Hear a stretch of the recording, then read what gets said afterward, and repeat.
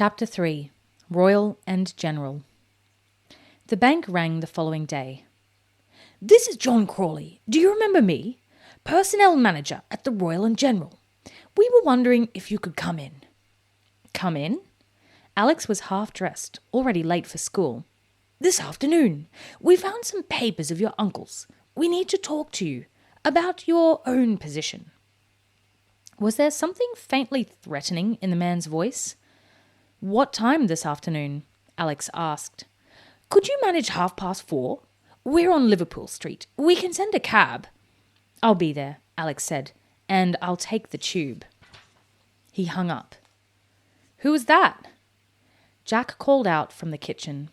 She was cooking breakfast for the two of them, although how long she could remain with Alex was growing a worry. Her wages hadn't been paid. She had only her own money to buy food and pay for the running of the house. Worse still, her visa was about to expire. Soon she wouldn't even be allowed to stay in the country. That was the bank. Alex came into the room wearing his spare uniform. He hadn't told her what had happened at the Breakers' Yard. He hadn't even told her about the empty office. Jack had enough on her mind. "I'm going there this afternoon," he said. "Do you want me to come?" "No, I'll be fine." He came out of Liverpool Street tube station just after 4:15 that afternoon, still wearing his school uniform, the dark blue jacket, grey trousers, striped tie. He found the bank easily enough.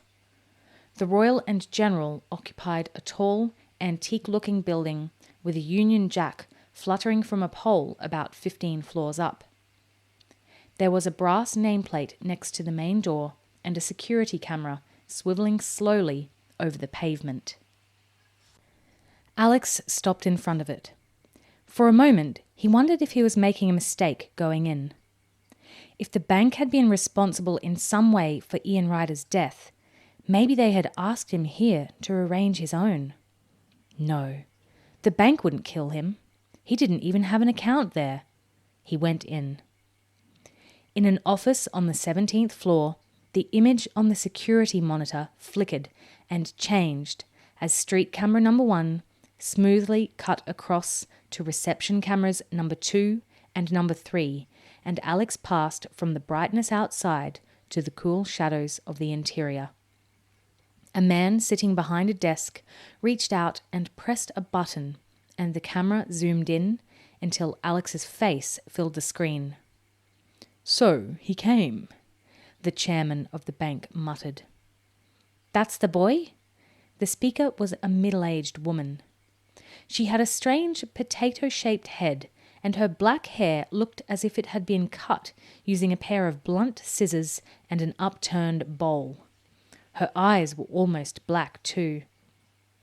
She was dressed in a severe grey suit, and she was sucking a peppermint. "Are you sure about this, Alan?" she asked. Alan Blunt nodded. "Oh yes, quite sure.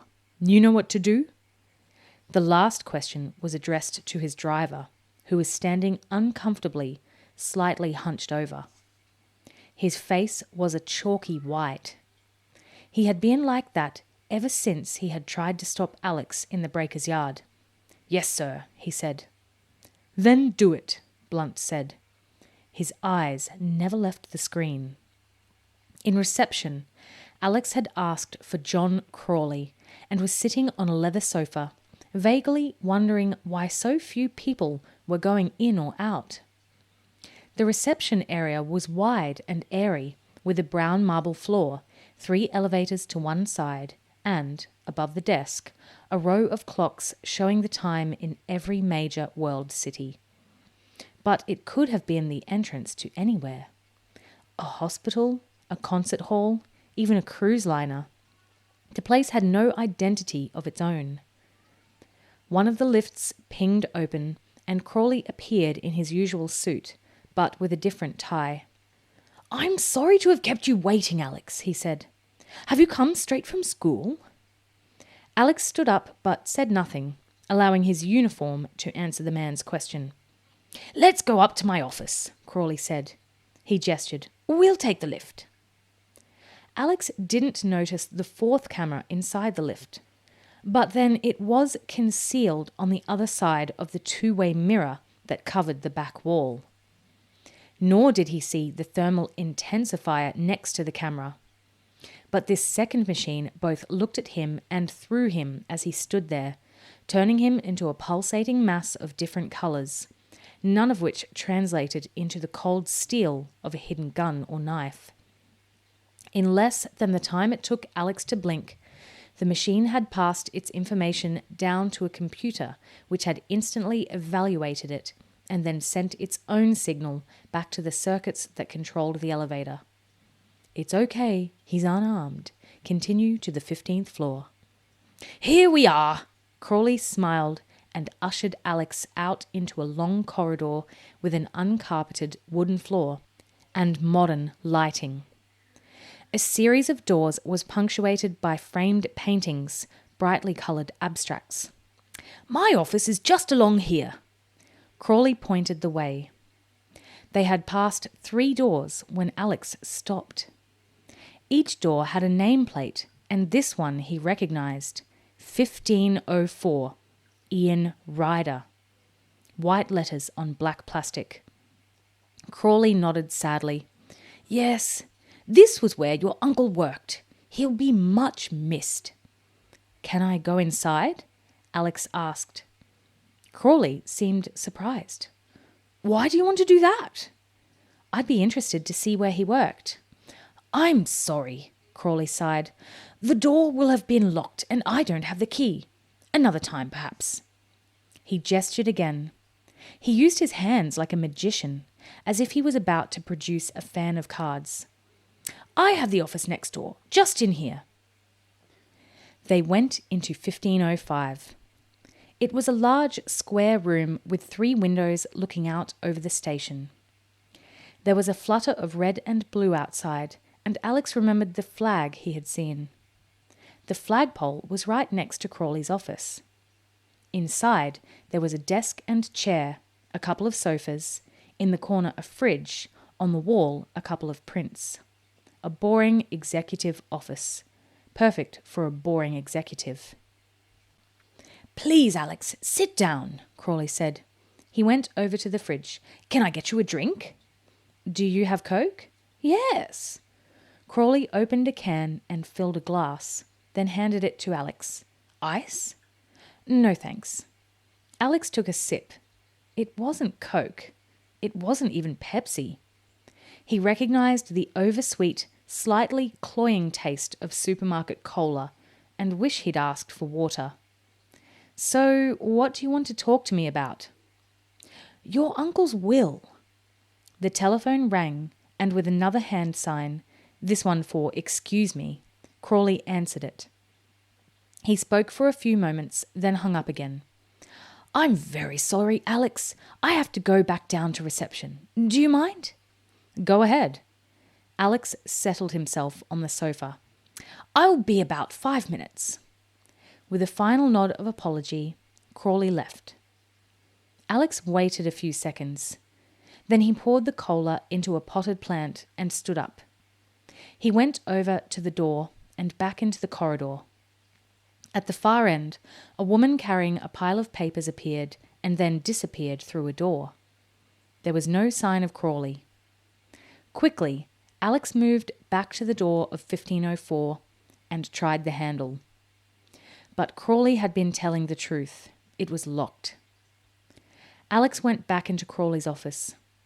He would have given anything to spend a few minutes alone in Ian Ryder's office. Somebody thought the dead man's work was important enough to keep hidden from him. They had broken into his house and cleaned out everything they'd found in the office there. Perhaps the next door room might tell him why. What exactly had Ian Ryder been involved in? And was it the reason why he had been killed? The flag fluttered again, and seeing it, Alex went over to the window. The pole jutted out of the building exactly halfway between rooms 1504 and 1505.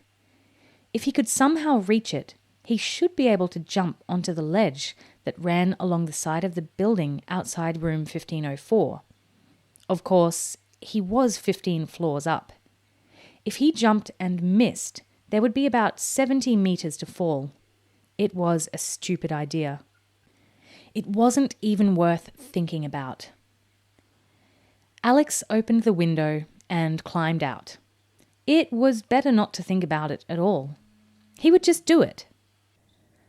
After all, if this had been the ground floor or a climbing frame in the schoolyard, it would have been child's play. It was only the sheer brick wall stretching down to the pavement, the cars and buses moving like toys so far below, and the blast of wind against his face that made it terrifying. Don't think about it, do it. Alex lowered himself onto the ledge outside Crawley's office. His hands were behind him, clutching onto the windowsill. He took a deep breath and jumped. A camera located in an office across the road caught Alex as he launched himself into space. 2 floors above, Alan Blunt was still sitting in front of the screen. He chuckled. It was a humorless sound. "I told you," he said. "The boy's extraordinary." "The boy's quite mad," the woman retorted. "Well, maybe that's what we need." "You're just going to sit there and watch him kill himself?" "I'm going to sit here and hope he survives." Alex had miscalculated the jump. He had missed the flagpole by a centimetre and would have plunged down to the pavement if his hands hadn't caught hold of the Union Jack itself. He was hanging now with his feet in mid-air. Slowly, with huge effort, he pulled himself up, his fingers hooking into the material. Somehow he managed to climb back up onto the pole. He still didn't look down. He just hoped that no passerby would look up. It was easier after that. He squatted on the pole, then threw himself across to the ledge outside Ian Ryder's office. He had to be careful. Too far to the left and he would crash into the side of the building, but too far the other way and he would fall. In fact, he landed perfectly, grabbing hold of the ledge with both hands and then pulling himself up until he was level with the window. It was only then that he wondered if the window would be locked. If so, he'd just have to go back. It wasn't. Alex slid the window open and hoisted himself into the second office, which was in many ways a carbon copy of the first. It had the same furniture, the same carpet, even a similar print on the wall. He went over to the desk and sat down. The first thing he saw was a photograph of himself, taken the summer before on the Caribbean island of Guadeloupe, where he had gone diving. There was a second picture tucked into the corner of the frame. Alex aged 5 or 6. He was surprised by the photographs. He had never thought of Ian Ryder as a sentimental man. Alex glanced at his watch. About 3 minutes had passed since Crawley had left the office, and he had said he would be back in 5. If he was going to find anything here, he had to find it quickly. He pulled open a drawer of the desk. It contained 5 or 6 thick files. Alex took them and opened them. He saw at once that they had nothing to do with banking.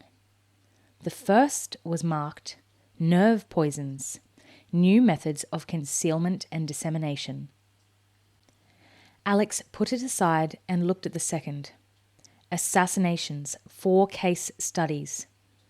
Growing ever more puzzled, he quickly flicked through the rest of the files, which covered counter-terrorism, the movement of uranium across Europe, and interrogation techniques. The last file was simply labelled Stormbreaker. Alex was about to read it when the door suddenly opened and 2 men walked in. One of them was Crawley. The other was the driver from the breaker's yard. Alex knew there was no point trying to explain what he was doing. He was sitting behind the desk with the Stormbreaker file open in his hands. But At the same time, he realized that the two men weren't surprised to see him there. From the way they had come into the room, they had expected to find him. "This isn't a bank," Alex said. "Who are you? Was my uncle working for you? Did you kill him?" "So many questions," Crawley muttered. "But I'm afraid we're not authorized to give you the answers." The other man lifted his hand and Alex saw that he was holding a gun. He stood up behind the desk, holding the file as if to protect himself. "No," he began. The man fired. There was no explosion. The gun spat at Alex, and he felt something slam into his heart. His hand opened, and the file tumbled to the ground. Then his legs buckled, the room twisted, and he fell back into nothing.